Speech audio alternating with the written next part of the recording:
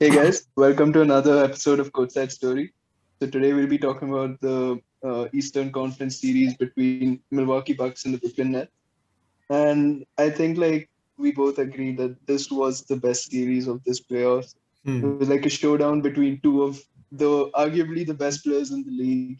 And in between we thought it could disappoint, but it was amazing. Like Yeah. everything, every aspect of that series was great. Yeah, bro. Like it was, I think it's definitely it'll go down as an all-time series. We saw in the beginning that the Nets were actually kind of fucking overpowered, right? Like they were Yeah, fucking the Milwaukee Bucks in the beginning. I yeah. thought, fuck, it's gonna be a series sweep, and then Kyrie. After that game too, bro. Bro, yeah, it was ridiculous. These guys, like, it wasn't Kyrie or Kevin Durant beating them. They were getting beaten by Bruce Brown and Joe Harris. Okay, that's when you know, Yeah, like, oh, okay, it's over. This team can move the ball on a different level. So I thought, fuck, I'm gonna get my heart broken by Giannis again this year, and the Bucks again this year. Again, they're gonna be fucking side characters in the playoffs. Got knocked out in the second round, but somehow the teams got evened out. KD yeah, had to play monsters. You had to force KD to play monsters. You got you got James Harden back on one leg. You got Blake Griffin, who is actually pretty good, pretty underrated, and actually damn good for signing for the Nets. yeah, yeah, You've got Joe Harris, who is like still a top five NBA shooter in the league. yeah. You got a lot of these guys. You got Nick Claxton, you got Jeff Green. So you got all these guys. Finally, it's an even team, okay, between the Bucks and the Nets, which is why it turned into a legendary series, which is why we were able to see how fucking great Kevin Durant is. I think. Bro, yeah, I think ever since he moved to Golden State, Hmm. everybody even though he was still the one of the best players in the league, everybody's just Hmm. like, this is the easy way. He's not Yeah, that great. exactly. Like because his rings came easier, I guess, let's say, because he was on a better Yeah, team. I mean, yeah, they did come easier, straight up. But just because of that, they discredit how great he is as a player, right? This motherfucker can do it on any given night. He dropped near 50 on two separate occasions in these same playoffs. One in game bro, he seven. was literally an inch away from ending them. Bro, Ending, he was that's not even an this exaggeration. close. It was fucking ridiculous. Dude, it was a three. His toe was on the fucking line. Jesus Yeah, Christ, the Bucks have got to just like they've got to thank God, Jesus, whatever God they pray to, and like yeah, that KD's foot was like that big. So that was crazy. That was one of the greatest shots I've ever seen anyone hit in a yeah, playoff series. yeah. Like And everybody knew it was happening. Bucks yeah, knew it was happening. Literally everyone knew it was happening, but they couldn't do they anything. couldn't stop it. It was like a force of nature. Yeah, And yeah, he dropped 48 points. Okay, and it was fucking crazy because the Bucks knew that this man would show up, and he did. There is nothing you can do to stop him. And they were so close, bro. I think maybe if Joe Harris hit a few more shots, Hmm. maybe if Jeff Green had that same kind of connection he did with KD in the Bro, previous. maybe if Harden was just a bit more healthy. Harden, yeah, that's There's what. so many big gifts, bro, in this series. Yeah, but KD was the only constant factor. It's like Yeah. it's death taxes and Kevin Durant. It like he didn't because he played almost every single minute after his He teammate. played every single minute of the No, last no, two he games. didn't. He didn't. No, Are you like sure? I think he missed like a couple of minutes. Like it's 137 out of 140 or something like that. Like Yeah, yeah. over the course of the past few games. But he's played pretty much every single game, every single minute that they could have asked of him. He played the full Yeah. game five, right? Or was it game six? It was game five, dude. And Mm. without him, they like I think something went on between him and Steve Nash. Like he told him, "Listen, motherfucker, I live for basketball. Like I want to play. I might as well play. Like I know I can do it." So he's like, "Yeah, okay." Yeah, Steve yeah. Nash, like, "Yeah, I believe in you." And And that that meme also, bro, of Steve Nash yeah, hugging yeah. KD. Apparently Steve Nash had problems with his wife and daughter and all after that. Some commentators were saying quite local, I feel. But Locals, bro. One, yeah, sure. One main thing which mm, I was seriously impressed by the Nets was defense, bro. mm, Like everybody throughout the seasons, like it's not going to matter in the playoffs because they can't play D. But Yeah, they yeah. were playing really good D throughout. Like they just decided it's time to play D, and Dude, they did yeah, it.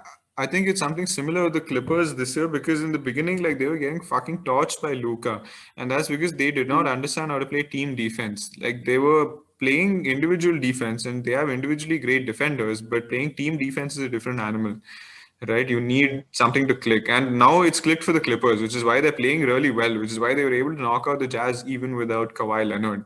And I think it's yeah, the yeah, same type of like that happened earlier for the Nets, that they locked in right at the beginning of the playoffs and they were able to play great team defense, really play like good help D, and yeah. I think their rotations, like they were able to some extent contain Giannis in the first few. I mean, not really contain. There's only so much you can do when your biggest guy is like Yeah, is Blake, old Blake Griffin. Like he's dunking and all, but like, he's not. Blake Griffin is really good. He was he actually can't doing, stop Giannis, he bro. can't He can't stop stop him, but he was Giannis doing a for good job. Like Giannis was having a tough definitely. time. He was having a tough Mm. time. He could not show his athleticism too much because Blake would just wall up on him. He had to shoot jump shots, which he's very touch and go. His What free do you throw think shoot. about that though? Bro, Is he you showed up in think game him seven with a shooting couple of threes jump and shots. He can't shoot threes. I feel he mm, should stop. He should just learn post up game, like some sort of like. I feel he can learn how yeah, to do a fadeaway, maybe.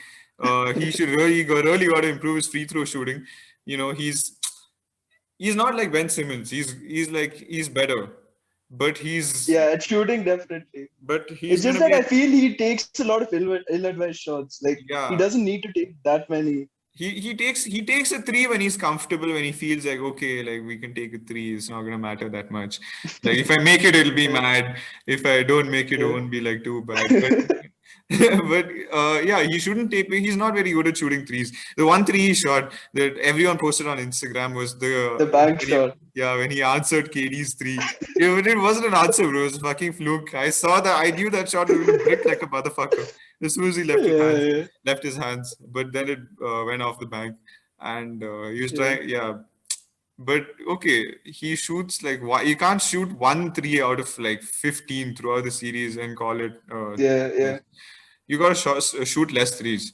But I feel he's got a good mid-range game, bro. Like good in the sense, if you're walling up as much as Blake Griffin was, giving him that much space, he can get up and he can take that pull-up shot. And once he gets comfortable with that, it's a bucket for him, right? And Yeah, yeah. he can get Blake on so many more fakes in the mid range if he can get him to respect his jump shot in the mid range, and like his Bro, like usual. Hmm, Giannis had one of the greatest individual series, like throughout, yeah, offensively and defensively. Like, very I mean, true. everybody was trolling him for the free throws and like stuff like that, but Uh-huh. he played insane like Bro, throughout he the averaged series. more than 30 points in this series, right? Definitely.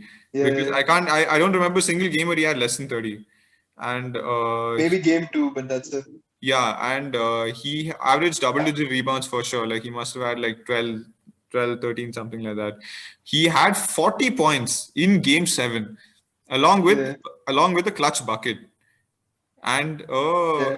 a bunch of other incredible plays, right? And it's like people look at Kevin Durant and they're like, oh fuck, he's had one of the greatest game sevens of all time, and he has. But so has Giannis. Mm.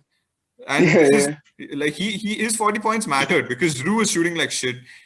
Chris Middleton Mm. was shooting like shit. They had individual like small bursts where like they made a couple of shots back to back, but Drew showed up at the end. Like he hit the Yeah, shot yeah. they needed him to hit. It's a typical Bro, Drew. like, Sorry, not Drew. I mean Middleton. But it's a typical uh, Middleton shot, bro. As soon as I saw like he's gonna take the turnaround, right? You've seen Middleton make that shot 1,000 times, and you know it's yeah, money. I'm like, man, this it's going motherfucker's gonna in. make it.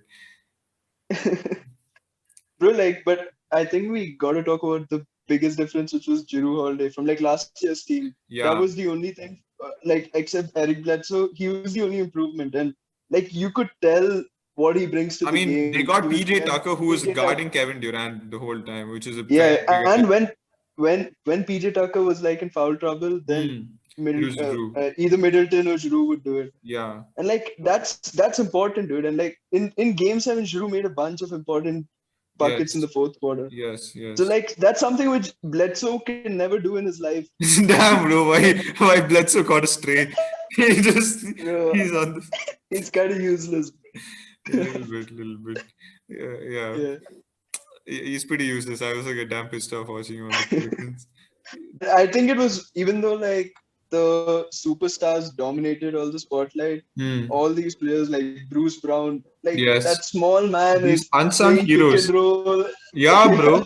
He's what, 6'7", maybe. Like I don't know. He looks really small, he dude. doesn't look very tall. He's one of the smaller players on Yeah, the floor for Brooklyn also. So like he plays pick and roll with fucking KD. yeah, He gets the pick and like he makes a floater, and he did that a bunch of times, and he gave them a lot of big buckets in big games.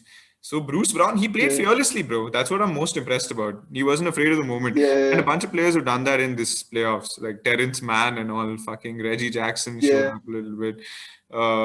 But yeah, I was quite impressed with the role players for the Bucks. Also, they had PJ Tucker, who was definitely giving KD some work. He yeah. was getting his Like no bucket. easy buckets. Even though Yeah, he couldn't stop KD, there was no easy bucket throughout. exactly. And you really can't ask more from a defender on KD.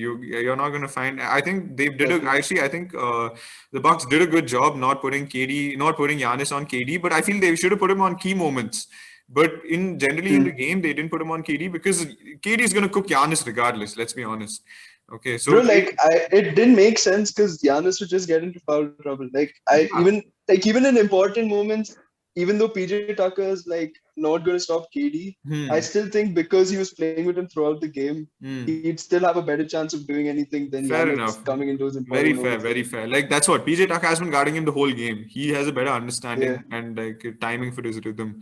But yeah, bro, like exactly. they knew that Giannis is going to get cooked, going to get cooked regardless, and they'd rather have him playing off-ball deep, where he can be an actually huge presence in the paint. And Yeah, KD is going to get his buckets, bro. I think they had to live with that. I think that's a wrap. We've talked about everything in the series. All right, see yeah. you guys next time.